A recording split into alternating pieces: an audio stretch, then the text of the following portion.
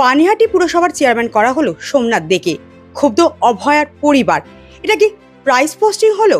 কথা বলবো বিশিষ্ট আইনজীবী বিকাশ রঞ্জন ভট্টাচার্যের সঙ্গে। স্যার, এটা কি প্রাইস পোস্টিং?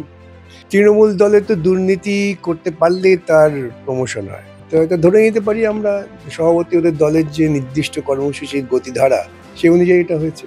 সিবিআই আর রাজ্য সরকার যেভাবে সঞ্জয় রায়ের ফাঁসির জন্য উঠে পড়ে লেগেছে, তাতে কি মনে হচ্ছে যে কেন এত তাড়াহুড়ো করছে? আর একার পক্ষে কি সঞ্জয়ের এত কিছু করা সম্ভব? কিন্তু প্রথম দিন থেকেই আমি বলে আসছি যে এটা বৃহত্তর ষড়যন্ত্রের অংশ। যে ঘটনা ঘটেছে সেই ঘটনাটা নিছক একজন সিভিক ভলেন্টিয়ার, তিনি যৌন তাড়নায় তাড়িত হয়ে গিয়ে একজন ডাক্তারকে ধর্ষণ করে খুন করবেন, এটা আপাতগ্রাহ্য নয়। সেজন্যই এটা গভীরভাবে তদন্ত হওয়া প্রয়োজন। সে কারণেই তো সিবিআই তদন্ত আমরা চেয়েছিলাম। সিবিআই তদন্ত করেছেন, তদন্ত করে দুর্ভাগ্যজনকভাবে তারা একজনকে অভিযুক্ত করে তাড়াতাড়ি ট্রায়ালটা শেষ করার চেষ্টা করলেন। এটা কেন করলেন? আগামী দিনের ইতিহাস প্রমাণ করবে এর পেছনে কি উদ্দেশ্য ছিল। এখন আমাদের অপেক্ষা করতে হবে, কারণ আমাদের হাতে তো তদন্তের কোনো অধিকার নেই।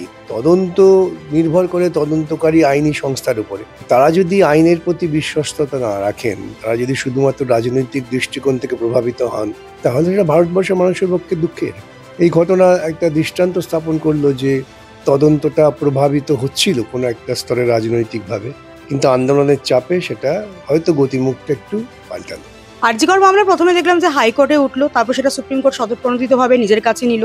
আবার অভয়ের পরিবার সেখানে যখন হাইকোর্টের জন্য দাবি করলো, 8-9 মাস পর সেটা হাইকোর্টেই সেটা ট্রান্সফার হলো। এই যে সময়টা নষ্ট হলো, এতে তো আরো জিনিসটা পেছোচ্ছে। তাহলে বিচার কি দিতে পারবে না বলেই সুপ্রিম কোর্ট ফিরিয়ে দিল? না, দেখুন, সুপ্রিম কোর্টে কিন্তু তদন্তের বিষয়টা ছিল না। আমি প্রথম দিন থেকেই বলে আসছি, বহু মানুষ তখন বোঝেননি। সুপ্রিম কোর্টের কাছে মূলত বিচার্য বিষয় ছিল ডাক্তারদের ধর্মঘট।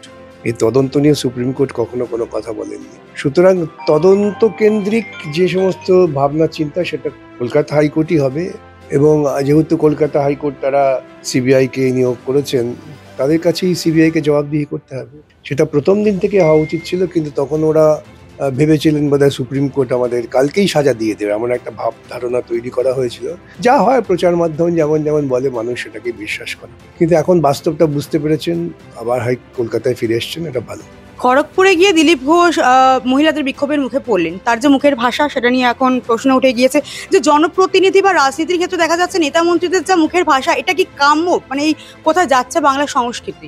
বাংলার সংস্কৃতি কেন, এটা প্রকৃতপক্ষে গোটা ভারতবর্ষেই বিজেপি ক্ষমতায় আসার পর বিভিন্ন রাজ্যে দেখবেন এই রাজনৈতিক নেতারা যারা দুর্ভাগ্যজনকভাবে ভোটে যেতেন, তাদের আচার আচরণ, ভাষা, এমনকি সংসদের মধ্যে ভাষা, সেটা সাধারণ বোধ বুদ্ধি সম্পন্ন মানুষের যে রুচিবোধ তার থেকে নিচে। এখন এর জন্য তো দায়ী আমরা যারা ভোট দিয়ে এদের নির্বাচন করি, এটা দায়টা আমাদের নিতে হবে। প্রজাতন্ত্রে কিন্তু মানুষের উপরে একটা খুব বড় দায়িত্ব দিয়েছে।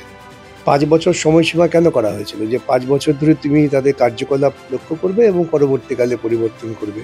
এই 5 বছরে তারা কতটুকু সাংবিধানিক যে উদ্দেশ্য সেটাকে কার্যকর করতে পারলো, এটাই ভাবনা চিন্তার বিষয়। কিন্তু এখন ভারতবর্ষে তো সংকট ক্রমশ বাড়ছে। যত সংকট বাড়ছে তত কিন্তু রাজনীতিটাকে ব্যক্তি পর্যায়ের একেবারে পাড়ার ঝগড়া স্তরে নামিয়ে আনা হচ্ছে। ধর্মের নামে, প্রতিবেশীর নামে কমিউনাল বিদ্বেষ তৈরি করা, এটা হচ্ছে আরএসএস এর একটা পরিকল্পনা। সেই পরিকল্পনাটাই বাস্তবায়িত হচ্ছে গোটা ভারতবর্ষ জুড়ে।